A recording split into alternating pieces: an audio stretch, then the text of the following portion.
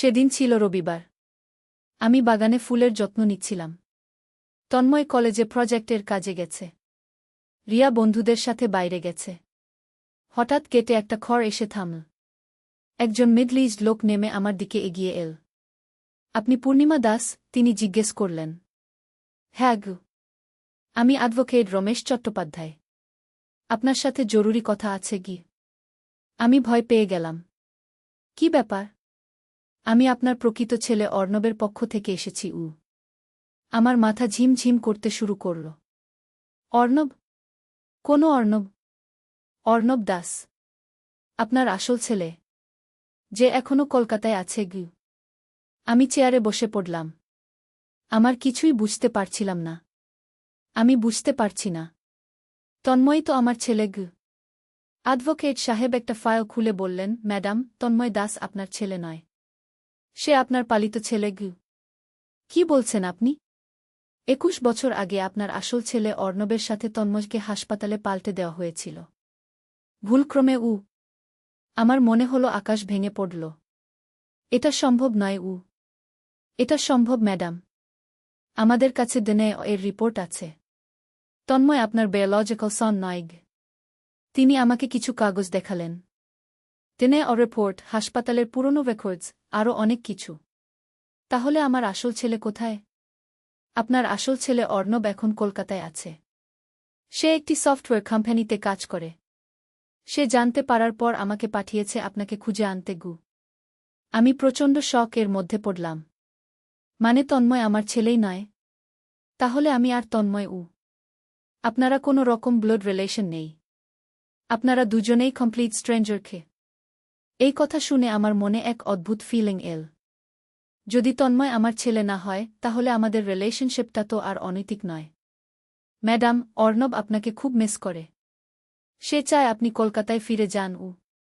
কিন্তু আমি তো এখানে সুখে আছি গু। আপনার আসল ছেলের কথা ভাবুন। 21 বছর ধরে সে আপনার জন্য অপেক্ষা করছে গি। আমি মাথায় হাত দিয়ে বসে রইলাম। এত বড় একটা রেভেলেশন আমি কি করব বুঝতে পারছিলাম না। আপনি একটু সময় নিন। কিন্তু অর্ণব খুব ইজোর আপনাকে দেখার জন্য। অ্যাডভোকেট সাহেব একটা ফোন নাম্বার দিয়ে বললেন, এটা অর্ণবের নাম্বার। আপনি যখন রেডি হবেন ফোন করবেন।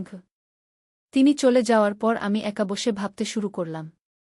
তন্ময় যদি আমার ছেলেই না হয়, তাহলে আমাদের সম্পর্কটা কি অনৈতিক ছিল? না, ছিল না।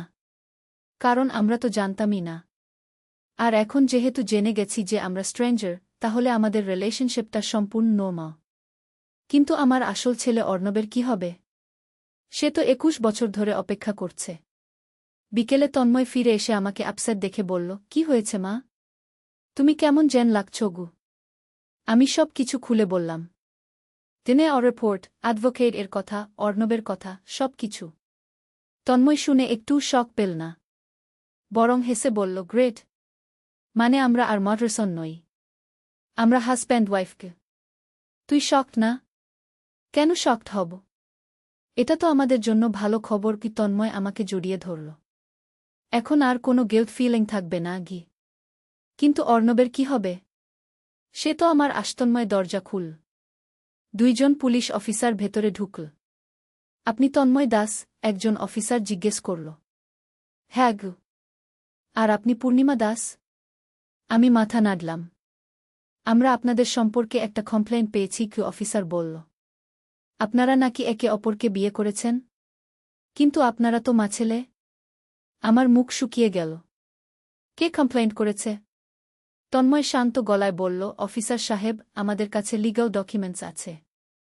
আমরা 2 জনেই অ্যাডাল্ট। আমাদের বিয়ে সম্পূর্ণ আইনসিদ্ধ গু। কিন্তু আপনারা তো মা ছেলে। এটা অনৈতিক গু।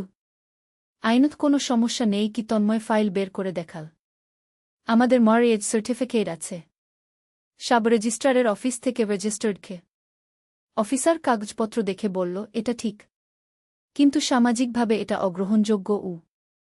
স্যার, সমাজের অনেক কিছুই অগ্রহণযোগ্য। কিন্তু আইন যেটা সমর্থন করে সেটাই গ্রহণযোগ্য। পুলিশ চলে যাওয়ার পর আমি তন্ময়কে জিজ্ঞেস করলাম, কে কমপ্লেইন করেছে? জানি না। হতে পারে পাড়ার কেউ। তন্ময়, এভাবে তো চলতে পারে না। সবাই আমাদের নিয়ে কথা বলছে গি। মা, তুমি চিন্তা করো না, সব ঠিক হয়ে যাবে। মানুষ কিছুদিন কথা বলবে, তারপর ভুলে যাবে। কিন্তু পরের দিন থেকে পরিস্থিতি আরও খারাপ হয়ে গেল। পাড়ার মানুষ আমাদের সাথে কথা বলা বন্ধ করে দিল। রিয়ার স্কুলের বন্ধুদের মা-বাবারা রিয়ার সাথে বন্ধুত্ব করতে নিষেধ করে দিল। রিয়া কাঁদতে কাঁদতে বাড়ি ফিরে এসে বলল, মা, আমি আর স্কুলে যেতে পারছি না। সবাই আমাকে নিয়ে হাসাহাসি করে গি। আমার মন খারাপ হয়ে গেল। রিয়াকে কষ্ট পেতে দেখে আমার কষ্ট হচ্ছে। মা, আমরা কি এই পাড়া ছেড়ে অন্য কোথাও যেতে পারি না? রিয়া জিজ্ঞেস করল। তন্ময় বলল, হ্যাঁ, আমরা অন্য শহরে চলে যেতে পারি। সেখানে কেউ আমাদের চিনবে না গি। কিন্তু এই বাড়িটা? বাড়ি বিক্রি করে দেবগু। আমি ভাবলাম, হয়তো এটাই ভালো, নতুন জায়গায় নতুন করে শুরু করা। কিন্তু তার আগে আমার কিছু প্রশ্নের উত্তর জানা দরকার। তন্ময়, আমি তোকে একটা কথা জিজ্ঞেস করব। সত্যি উত্তর দিবি? হ্যাঁ মা গু। তুই কি রহস্যময় পারিবারিক অ্যাডভেঞ্চার গল্প? বাড়ির নতুন কাগজে আমি তোমাকে খুয়নো হিসেবে ওয়াইফ লিখেছি, কারণ আমি চাই তুমি আমার স্ত্রী হও। বাড়ির মুদেশন এর কাজ চলছিল কিছুদিন ধরে। আজ সকালে ছেলে এসে বলল কাগজপত্র রেডি হয়েছে। নতুন দলিলে আমার নামও আছে খুয়নো হিসেবে। কাগজ দেখতে গিয়ে চোখ কপালে উঠল। আমার নামের পাশে রিলেশন এ লেখা ওয়াইফকে। তুই কি লিখেছিস এখানে? তোমাকে আমার ওয়াইফ হিসেবে লিখেছি গিয়ে। কেন? ছেলে আমার হাত ধরে বসাল।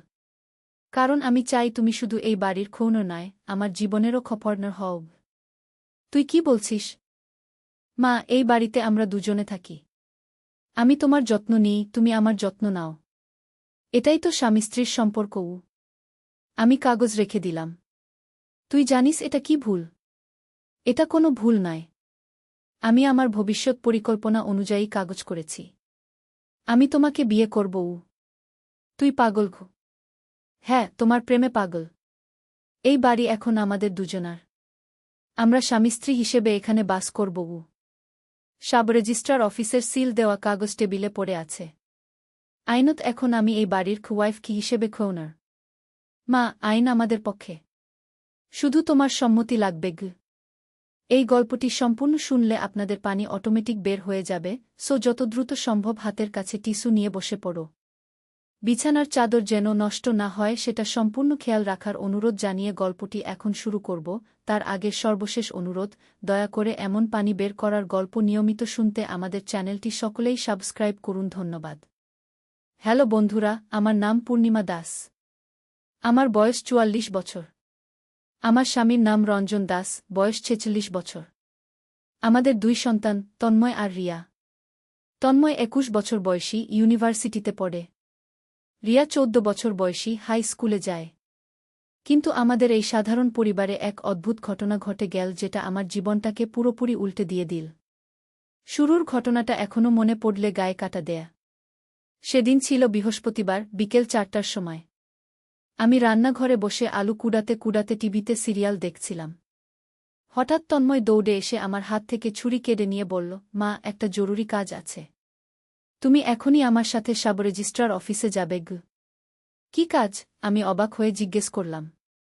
আমাদের বাড়ির কাগজপত্রে কিছু সমস্যা হয়েছে। তোমার সই লাগবে গি। তন্ময়ের কথায় কোনো রকম সন্দেহ হল না। ও তো আমার ভালো ছেলে, কখনো মিথ্যে কথা বলে না।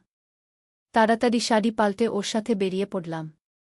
সাব রেজিস্ট্রার অফিসে গিয়ে দেখি তন্ময় আগে থেকেই সব কিছু গুছিয়ে রেখেছে। একটা লম্বা লোক এসে বলল, ম্যাডাম, এইখানে সই করেন গু। আমি ভালো করে কাগজ না দেখে তাড়াহুড়ো করে সই করে দিলাম। মনে করেছিলাম হয়তো কোনো ট্যাক্স বা রেজিস্ট্রেশনের কাগজ। বাড়ি ফিরে এসে দেখি তন্ময় খুব খুশি মনে বসে আছে, হাতে একটা ফাইল। কি ব্যাপার, এত খুশি কেন? আমি জিজ্ঞেস করলাম। তন্ময় উঠে এসে আমার সামনে ফাইলটা খুলে ধরল। মা, দেখো আমাদের নতুন প্রপার্টি পেপার। কাগজটা দেখে আমার চোখ কপালে উঠে গেল। আমার নামের পাশে রিলেশন এর জায়গা লেখা ওয়াইফ অফ তন্ময় দাস কি। এটা কি? আমি চিৎকার করে উঠলাম। তন্ময় শান্ত গলায় বলল, মা, আমি তোমাকে আমার ওয়াইফ হিসেবে রেজিস্টার করেছি গু। তুই কি পাগল হয়ে গেছিস? পাগল হইনি মা, এটা আমার সুচিন্তিত সিদ্ধান্ত। তন্ময় আমার হাত ধরে বসাল। মা, তুমি আমার চেয়ে অনেক বেশি সুন্দরী। তোমাকে দেখলে আমার মন কেমন কেমন করে। আমি তোমার প্রেমে পড়ে গেছি গু। আমার মাথা ঝিমঝিম করতে লাগল।